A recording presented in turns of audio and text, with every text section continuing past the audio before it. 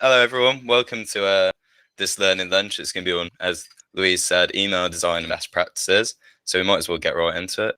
Make sure you're comfy, grab a coffee or at least something to eat, and then we'll get started. So a bit about me first. I'm a creative art worker, graphic designer for WilsonCooke. I work on tons of clients. I work on a broad range. So you probably dealt with me before at some point, for better or for worse, but I'm sure it's been great. I like music, funky shirts, as you can see, and growing patchy beards, which you probably can't see that well, to be honest. Um, but we'll get into our first section now, which is email design. So our email client at WilsonCooke is called Compose. It's a white label email client, and we use that for mostly all of our clients. I'm just going to go for a quick demo of it now, and then you can all get an understanding of like how it looks and what it's like to go around. So this is what it looks like. This is the dashboard. You can see everything on here. You can see who's logged in. It's like Big Brother, this section. But I'll just go through some Paul Bristow emailers now, just to show you what the design system's like in there and how we go through it and how we like structure most of our emailers. So this is what the design system looks like. At the side, we've got areas where we can put in buttons, headers, images, everything really, everything that you're going to need. This is how we structure our emailers usually. So at the top, we always have a nav bar, and we had a discussion as a team the other week, and these are really important, and we found that they work really well, and a lot of people click them. It's a really good way to get people to your website and to pages that you want to promote. We then have like a header with the USP or the lead-in message, another header, which is usually an image, which shows like the content of what's coming up in the mailer. And then what we started doing recently, we've started including GIFs throughout, and I'm going to go a bit into more about why we're doing this, but it helps get across a lot of information and the photography that the business use in a short amount of time and a short amount of space. It just increases the information that a recipient is going to look at, rather than just having a wall of text for them to read through, because sometimes that isn't the best way to get through to a customer. We then have a like call to action, so a button, send them to the right page on the website. And then we've got like social media links at the bottom, which you'll see, and everyone wants to be able to link to social media. And then a footer with some probably GDPR compliant stuff. Right. Is there any questions about the design section of it that I can just quickly answer now? Jack, have you covered anything on GDPR? Because I might just quickly jump in here. No, I've got no GDPR. I'll quickly jump in here. From a GDPR perspective, the Instiller Compose is the name we've given it, but it's a white label product called Net Effect Instiller, and it's only available through agencies. It is similar to a lot of the mainstream products out there. One of the great things about this type of email system is that the responsibility or some of the legal aspects from GDPR are covered by the product. And that does mean you have to comply with data regulations when you put data in, i.e. the data has to be opted. But actually from a GDPR perspective, it's a very compliant system. So if you're putting data into this, the data has had to have opted in, or if you've bought data, we buy data in for a lot of clients, but it's GDPR compliant. So the data is dropped in, and then everything is managed from that system. So the unsubscribes, date stamps. So from a legalities perspective, it's a really good system from a GDPR perspective, even to the point where, and it is a little bit annoying, where if you haven't used a database for some time, it will then warn you and it will delete that database, because GDPR says you mustn't keep unused data for an unnecessary period of time. So Instiller does do that, which is one of the reasons we really like that system. You know, if we are integrating into websites, then it removes some of the legalities that we would have to hold as an agency onto a third-party system, and that applies to any client or any business that's using a third-party system. So it's worthwhile noting from a not to have data. The key message is try not to store data on your own systems. Storing data in third-party systems is better from a GDPR perspective. Definitely. Thank you, Nicole. Thank you, Nicole. Yeah, it's a great point. I did my GDPR training the other week, and it just showed me how important it is not to get caught out by the rules, and the fact that the rules aren't very clear as well. And having a system like this, it really helps streamline everything for any client we have. It is really important. I'm just going to show you a little bit now on just how it segments into user lists. A great one for this is sports breaks. We have tons of different teams and different sports that we use sports break emails with. So it's important that we have the opportunity to segment the customer base into different lists and different target audiences. So as you can see here in the list, there's just lists of every email that we can send them to, all the football split into different things. It's really important, very easy to access. And when you're about to send an email, you get a drop down, you just click any one of these that you're trying to send the email to. It streamlines the whole process quite well. It also is allowed to segment customer data. So you may want to do emailers to everybody, or actually profile data and segment them into separate lists. This system can be quite sophisticated in terms of segmentation, so how it's integrated into different parts of the website to collect data for specific demographics. Exactly, and we're gonna go into a bit more of how we can use it to A/B test in a couple of slides as well. It's really important. It's a great way to find out how to make your emailers perform. Right, so when we're making our emails, I've come up with this little thing so that we keep on track. We keep everything, a little guideline basically on how we should design emails and what we should think about when we're making them. It's called the 3 T's. And it's important that the customers aren't bombarded with loads of information, click off. So hopefully these 3 T's will rectify issues and help you create the best email you possibly can, or put you on the right path to the best email you possibly can. So the first one is T's. You've got to give enough information to cause intrigue, but you can't show all your cards straight away. You've got to keep important information, sometimes separate and sometimes for that they have to click through the email to the website. We want the customer to be intrigued to look at more products you offer. It's not always just about the products from the email. It's also about the brand. That is also what you're trying to advertise. So it's really important you don't list a ton of information and nothing gets through. It's important to list like the key aspects, and that can get people clicking through to your website and going down the sales funnel.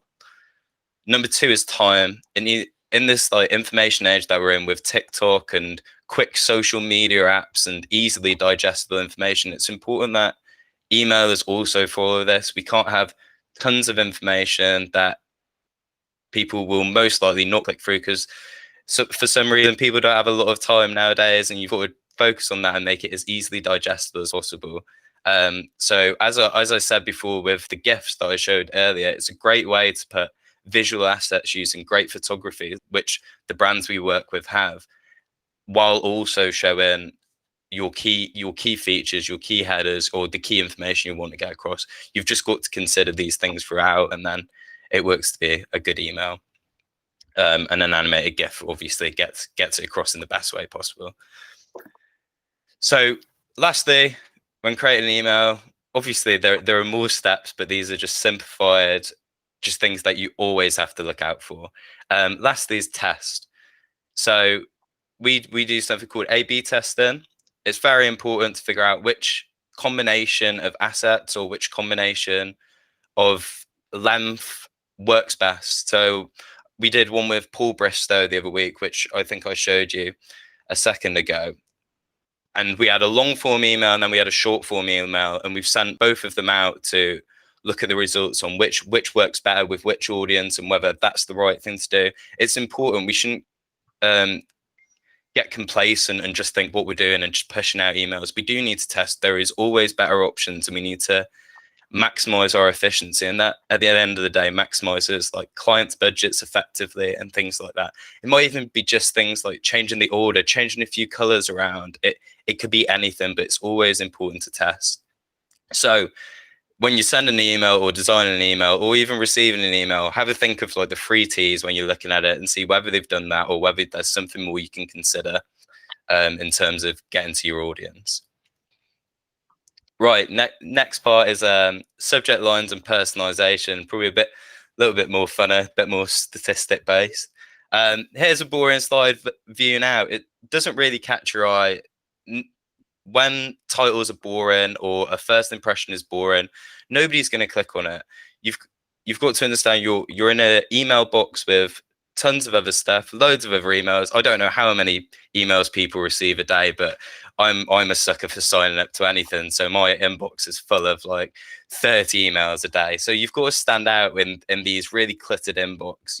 The word choice has to be targeted. You've got to be concise, and you've got to carry urgency. So putting a time limit on things, I don't know if you're doing a sale, is really important. It gives the customer a sense of, oh, I've got to click on this now, or I'm never going to receive an email like it again, which probably isn't true, but you've got to put it across like that. And being personal and approachable is really important nowadays. I think you get these monotonous business emails that you just kind of ignore. It just falls into the background with everything else. So being personal is good. And this is an example Becca's provided, and it's 5 short slides that will change your life. It's short. The content of what you're about to click on is short as well. So keeping everything concise. It's before you click on that email, it's not going to waste your time. And it says will change your life. So it sounds like a great email to me. I'd definitely be clicking on that. Right. So going on to personalization now, you would never send a letter without using someone's name, which is very true. So I don't get why people send emails all the time without using someone's name.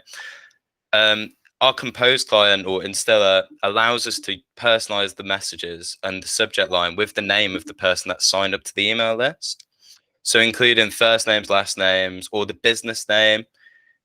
It just stands out. If you're reading your inbox and you've got 20 other messages, but one of them says your name in it, you're going to click on that one, or your eye is going to be attracted to that because that's a word you're used to seeing written down. So just bring attention to it, which is at the end of the day what we want to happen. So we increase click-through rates. Next, emojis matter. I'm sure you've been seeing a lot more recently, but emojis matter throughout body and throughout subject lines. However, only 2% of business to consumer and business to business emails include emojis. That means 98% of the other emails people receive on average don't have these bright colored emoticons or emojis in it. So when you include them, you're standing out as the 2%. So quite clearly, eyes will be more drawn to it. Everyone will see it better. I tried it earlier. I looked through my inbox and I saw it, and I only had a couple from today. And as I said, I received 30. So it's just good but you've got to make sure it's for your target audience. That's a very important thing. If you're doing something quite serious, maybe it's not the best to put in like 5 emojis. You do have to consider the different variables. But they are proven to improve conversion rates and make emails more conversational and approachable. The example at the bottom would be an example of a header, but it's also a correct statistic. They increase your email open rate on average by 56% by using an emoji. That, to me, that is a huge return for not a lot of work. It's very simple and can boost your conversions very well. Right. Final section is calls to action, or CTAs. What is a CTA? A CTA is where the person's journey starts down the sales funnel through your website. It's clicking a button, it's looking at a picture, clicking through, clicking the nav bar at the top. Clicking anywhere is your call to action. But to have an effective CTA, you must do a couple of things to make sure it works. So providing an incentive is always great, like signing up for free, clicking here for a percentage off, click through to your personal sale now, things like that. Providing something to get people to click on it, extremely important. Being clear, also important, as we've said throughout this whole presentation. Simplicity, conciseness goes a long way. You've got to be clear in what you want the customer to do, or the business to do. And third, using command verbs. It's no, please can you buy this, or thank you, please buy this. It's not that. We've got use command verbs like buy, shop, and view. So we're very clear to the customer what we want them to do and where we want them to be. Finally, why are these so important? A CTA is a huge part in determining the success of your sales funnel. The aim of CTA is to remove friction. Friction can be anything. It can be having too many choices, or having a confusing checkout system. It can be anything like that, or having a full email with loads of words but nothing to get you to the start of the sales funnel. It's just there to remove friction, something easy, something bright that everyone will notice and they can click through. So an effective CTA and sales funnel can lead to increased email conversion rates, increased sales, and ultimately increased customer retention, which is very important. Is there any questions? Yeah, I think we've had some drop in, Jack, as you've been talking, so you might not have noticed them. Oh no. Right. So we've obviously got Becca, who's touched on the emojis as well in terms of increasing engagement. So I know you're a big advocate for that, Becca, and it definitely does increase the open rates. Laura, do you want to ask your question? Yes. So am I on mute? No. What's the optimal animation length for GIFs, and what would you recommend as the optimal speed of rotation if you're using animated GIFs? Right. So with animated GIFs on Compose, we have a 3 megabyte limit, because if it's more than 3 megabytes, emails are going to load really slowly and nobody wants that. So in terms of length, it can be as long as it wants. As long as it's under that 3 megabyte limit, it's absolutely fine. But however, we're probably looking at around 12 seconds, because for a nice rotation, nobody's going to be sat there looking at it for much longer than that. And then in terms of rotation, it does depend how much information you have. But say we'll take the 12 seconds and say I had 4 pieces of information. A good 3 seconds on each it should be more than enough for people to cycle through the information and understand it. You might have to go through it one more time, but that should be about right. Cool. Thanks, Jack. No worries. Great. Well, great. Thanks, guys. As long as we've got no more questions, like I say, I do just want to remind you all that Nicole did allude to the fact that Nicole is up in 2 weeks. So really do share that with your teams, because it will be another one to watch. They're all amazing, but we have got Nicole in the hot seat on the 24th. It is 11 a.m. Have a great weekend, everyone, and happy Friday. Thanks, everyone. Take care. Thank you. Bye now. Bye.